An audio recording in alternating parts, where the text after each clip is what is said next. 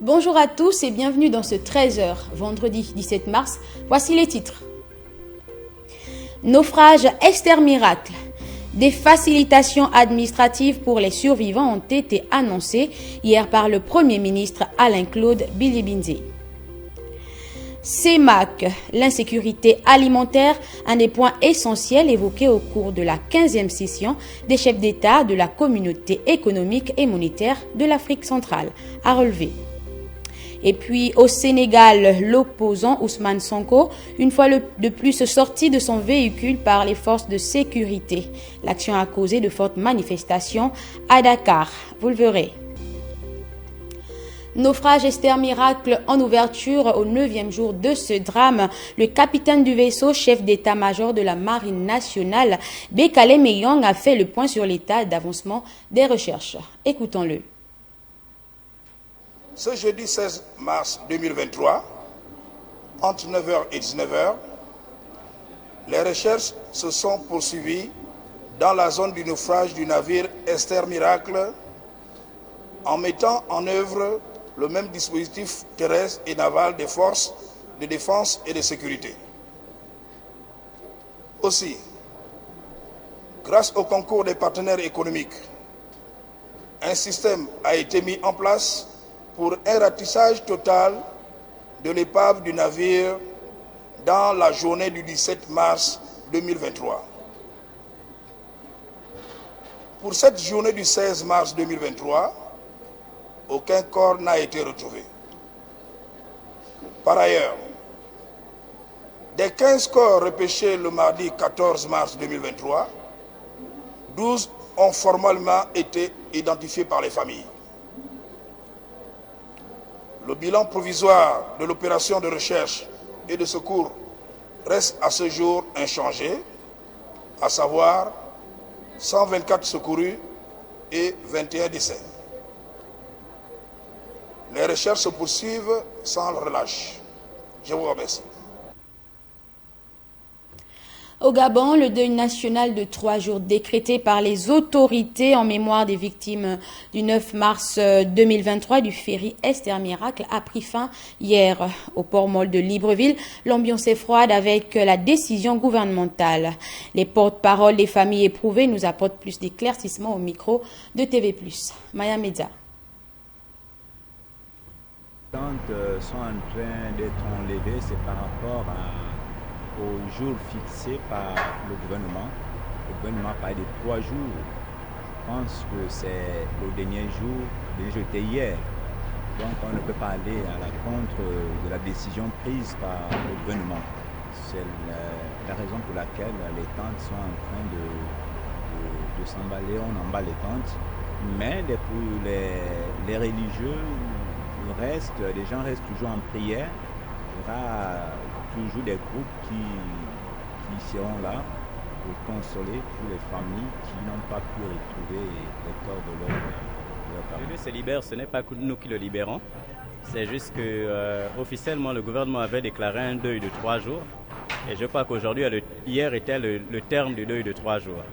Donc, selon l'intervention du ministre de la Santé, il voulait que désormais tout se passe au siège de la Croix-Rouge. Donc voilà, écoutez, nous sommes là, du moins. Aucune décision n'a encore été prise. Toutefois, moi n'étant que porte-parole, je serai assujetti à la décision des parents. Et donc, ça fera l'objet d'une autre réunion tout à l'heure. On va encore se concerter et voir éventuellement le plan d'action. Démission hier du ministre des Transports Brice Constant Paya. Une démission qui intervient plusieurs jours après le naufrage de l'Esther Miracle. Comment les Gabonais ont-ils perçu cette démission? Les avis au micro de Chimène Nindong. La démission du ministre des Transports n'était pas vraiment la solution adéquate. Le problème, c'est de trouver des organismes en place pour essayer de mieux vérifier nos moyens de déplacement, que ce soit maritime ou routier ou ferroviaire. Essayer de mettre des organismes en place pour essayer de mettre l'accent sur la vérification sanitaire, matérielle de tous nos moyens de déplacement. Vraiment que l'État mette vraiment un accent dessus et qu'il soit rigoureux face à ces institutions-là. Parce qu'après, il y a des pots de vin qui sont versés pour couvrir certains défauts des moyens de transport et c'est ce qui nous cause cette perte-là. Concernant le ministre des Transports, on sait vraiment qu'actuellement, c'est aussi vraiment des moments difficiles qui ont été passés. Dans le cas là où actuellement, il est dans la phase des critiques et beaucoup de choses. Bon, rendre une démission, ce n'est pas aussi vraiment une chose vraiment qui est concrète, mais s'il l'a fait, c'est parce qu'il sait pourquoi aussi. Donc, de l'autre part, c'est de son vouloir, on peut admettre cela, mais on souhaite que justice soit faite. C'est tout à fait normal et c'est loyal, la générosité.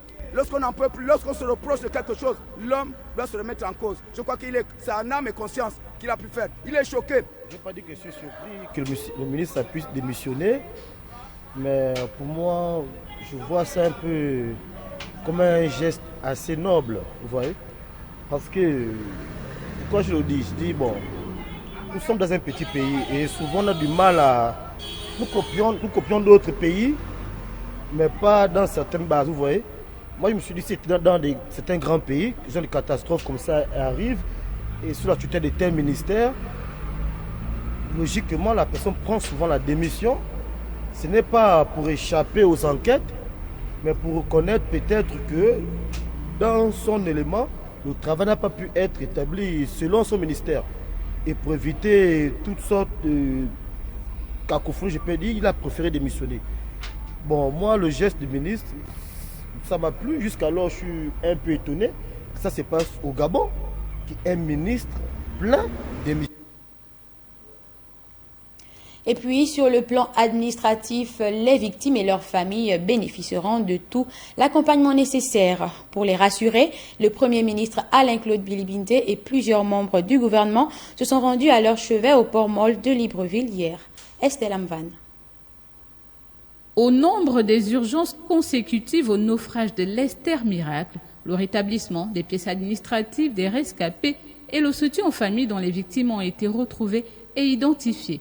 Une mission à laquelle le gouvernement s'est engagé. Il y en a qui ont perdu des passeports et leur carte d'identité. Les instructions ont été données au commandement en chef de la police pour qu'il en soit ainsi. On va seulement accélérer la procédure pour qu'ils puissent disposer d'une pièce d'identité qui faciliterait d'ailleurs les autres démarches qu'ils vont devoir engager pour la suite. Tout en leur demandant d'être mieux organisés, nous avons mandaté la Croix-Rouge pour tenir d'une part le fichier des survivants. L'autre fichier concernera donc les parents légaux, parce que l'État ne peut pas s'adresser à tout le monde, il faut des parents légaux.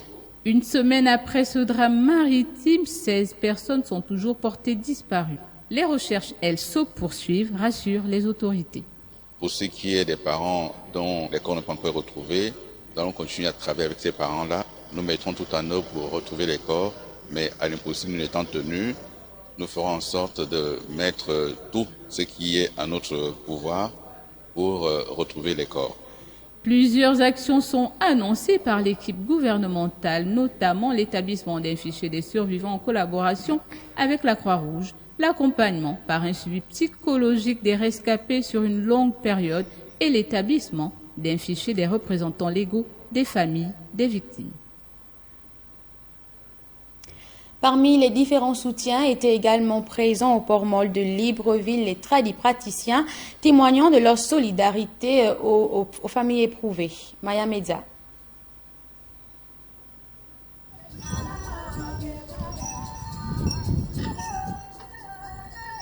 Sur l'artère du port Molle de Libreville, donnant sur le quai d'où est parti le navire Esther Miracle le 9 mars, la foule grouille toujours, à côté de ceux qui continuent de pleurer leurs parents et amis, encore introuvables.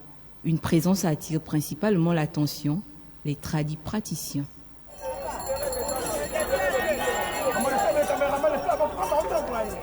Au fur et à mesure que le temps passe, le bilan de Esther Miracle ne cesse de s'alourdir.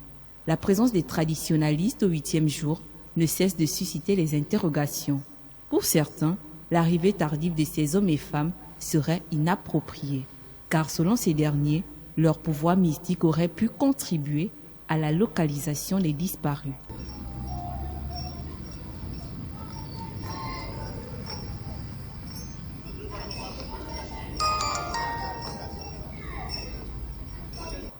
Certes, en cette douloureuse épreuve, il est tout à fait indiqué que l'ensemble des Gabonais fassent montre de solidarité et de compassion. Seulement, ce triste événement ne doit pas se transformer en une scène de spectacle où chacun viendra jouer sa partition.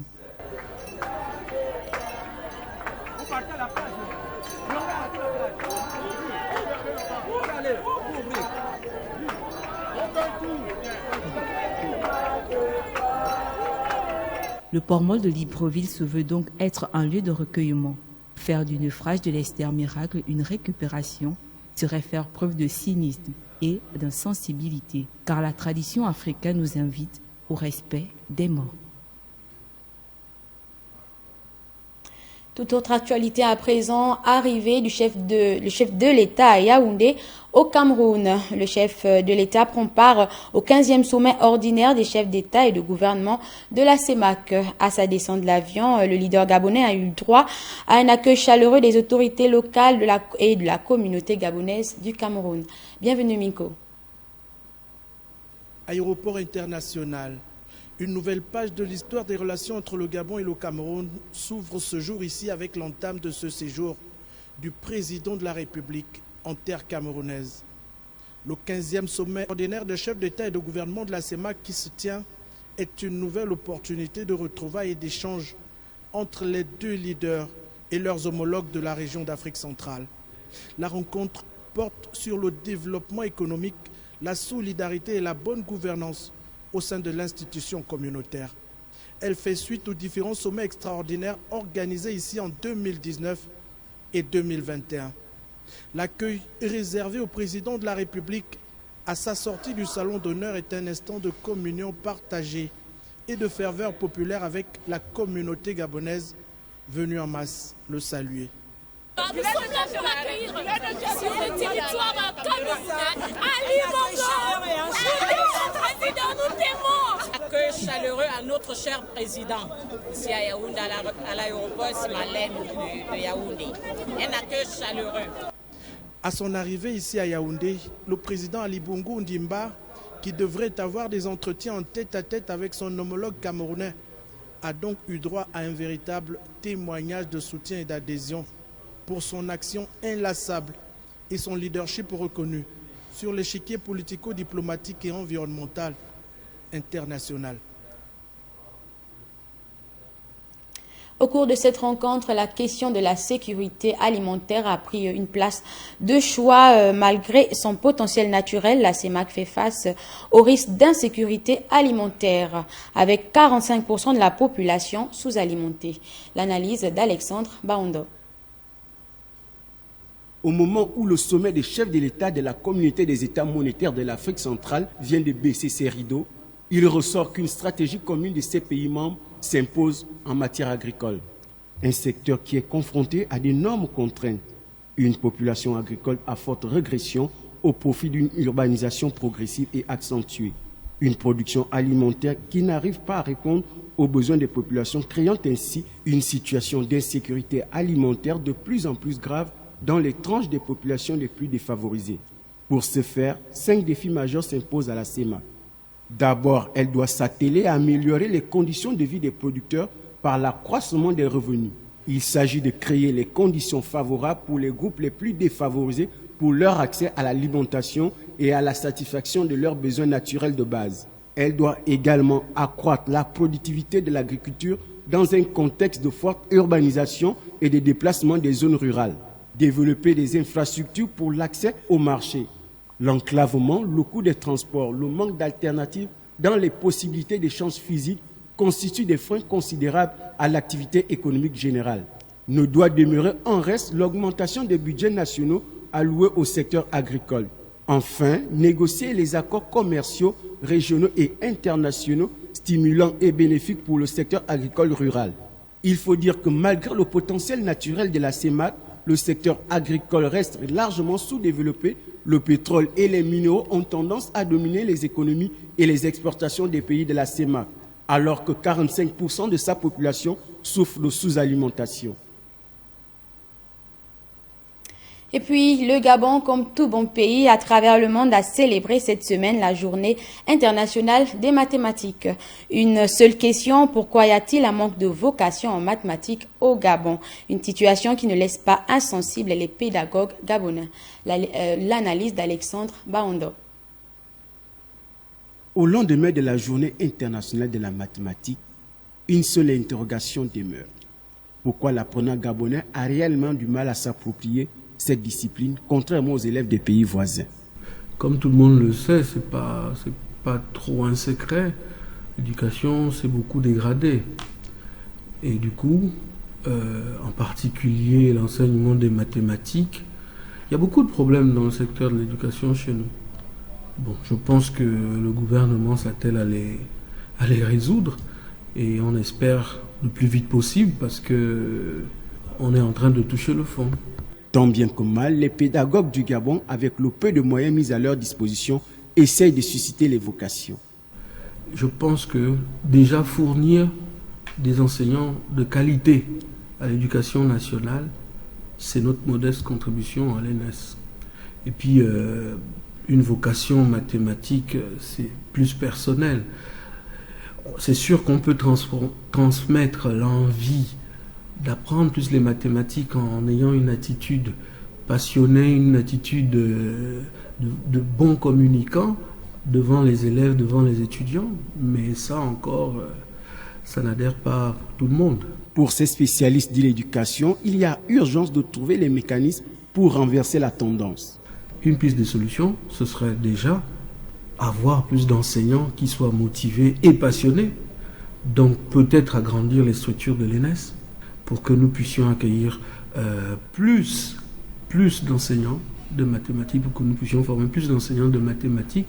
Et forcément, l'impact se fera ressentir dans les lycées et collèges de la place.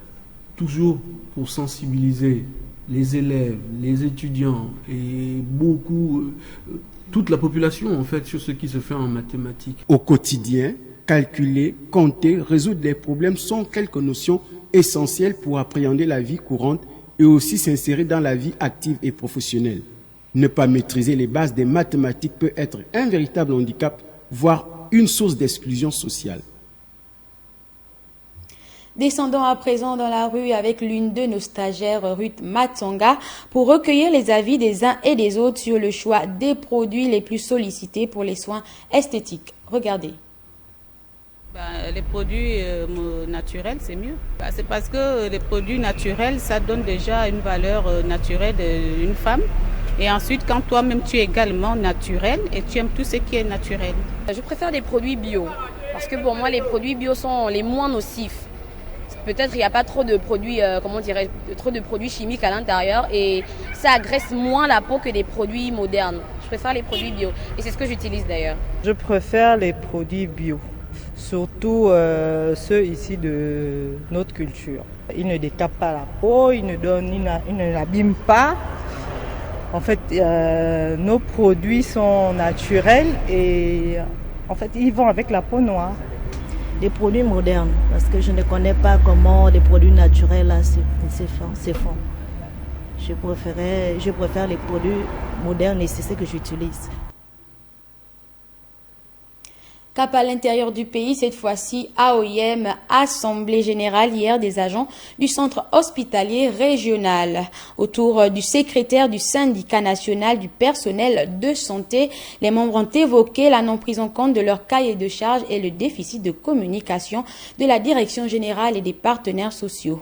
Le point de Modeste Bazangoy sur les images de Curtis Ndeobam, notre reporter sur place.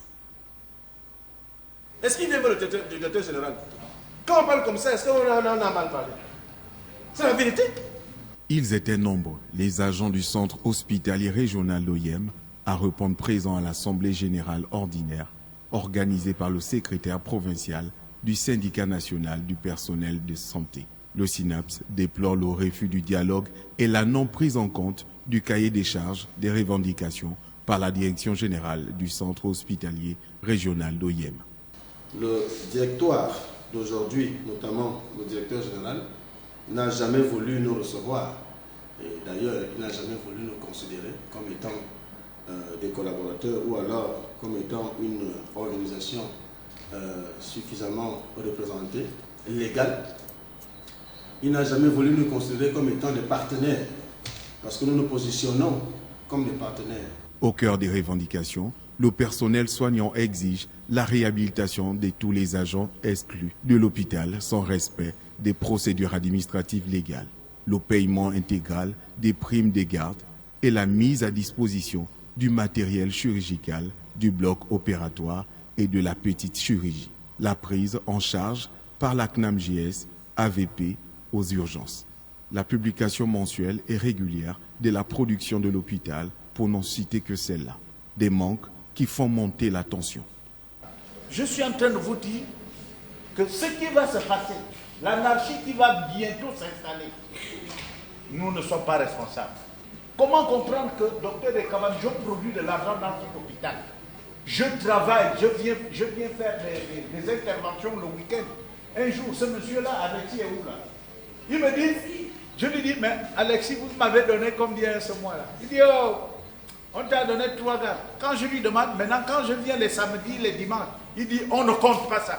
Conscient de 162 millions de recettes générées par an par la structure, le SYNAPS réclame le versement de primes et quote-part à l'ensemble du personnel producteur qui est à hauteur de 25%.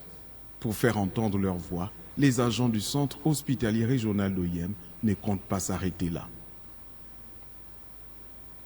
Au Sénégal, Ousmane Sonko à nouveau sorti de son véhicule par des forces de sécurité alors qu'il se rendait au tribunal pour son procès. Une situation qui a donné lieu aux manifestations dans les rues de Dakar, capitale du Sénégal. Récit signé Sidela Niman. Comme de coutume, des images du convoi d'Ousmane Sonko arrêté ont été diffusées sur les réseaux sociaux. L'opposant a une fois de plus été extrait de force de son véhicule sous les détonations de gaz lacrymogène. Ousmane Sonko comparaissait ce jeudi contre le ministre du Tourisme Mame Mbaye Niang, un responsable du parti présidentiel qui le poursuit pour diffamation, injure et faux. Ce dossier judiciaire et un autre pour viol présumé font peser une hypothèque sur sa candidature à la présidentielle et sont source de tension depuis 2 ans. Sonko crie au complot préparé par le pouvoir pour l'éliminer politiquement. Ces 2 procédures pourraient empêcher sa candidature à la présidentielle de 2024, les textes prévoyant une radiation des listes électorales et donc une inéligibilité dans certains cas de condamnation. Durant son dernier meeting, mardi, il a appelé ses partisans à venir massivement le soutenir pour son procès et à défier le président Macky Sall. Le doute que le président entretient sur son intention de briguer ou non un 3e mandat contribue aussi à dresser les camps adverses les uns contre les autres. La façon dont il gouverne le pays, tout le monde, personne n'est d'accord. Personne. Il y a la malgouvernance, il y a l'injustice. Tout le monde, ça se voit à l'œil nu, on n'a pas besoin de microscope. Ça se voit à l'œil nu. Donc c'est ça. Donc c'est pourquoi nous nous luttons et on est prêt à y laisser nos vies. Le quartier du domicile de l'opposant a été quadrillé par les forces de sécurité dès le début de la matinée ce jeudi. Des engins blindés, gendarmes mobiles et barrages filtrants ont été disposés près de sa résidence. Le dispositif était également renforcé près du tribunal où policiers anti-émeutes et gendarmes ont été déployés. De nombreuses écoles étaient fermées ce jeudi matin. Chaque sortie d'Ousmane Sonko, très populaire chez les jeunes, s'annonce comme un rendez-vous à risque et fait craindre des violences dans un pays réputé comme un îlot de stabilité, dans une région. À noter que le procès d'Ousmane Sonko a été reporté au 30 mars. Cap au Malawi cette fois-ci où le bilan de morts s'est encore alourdi. On compte aujourd'hui plus de 326 personnes décédées après le passage du cyclone Freddy qui a frappé le pays plus tôt lundi. Les pluies diluviennes des derniers jours ont provoqué de violentes inondations et des glissements de terrain. Mais les précipitations qui avaient jusqu'ici rendu les opérations de sauvetage difficiles ont enfin cessé jeudi. Le président du Malawi a lancé un appel à l'aide internationale pour faire face à une tragédie nationale. À Blantyre, la capitale économique, des militaires ont aidé les locaux à récupérer les corps des victimes d'une coulée de boue. Écoutons le témoignage d'un soldat.